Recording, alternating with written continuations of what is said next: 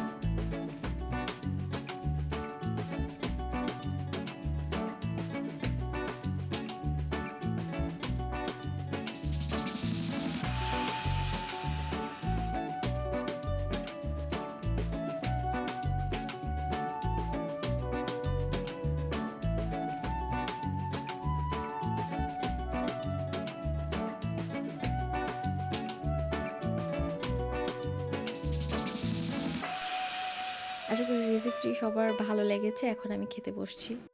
আল্লাহ হাফেজ।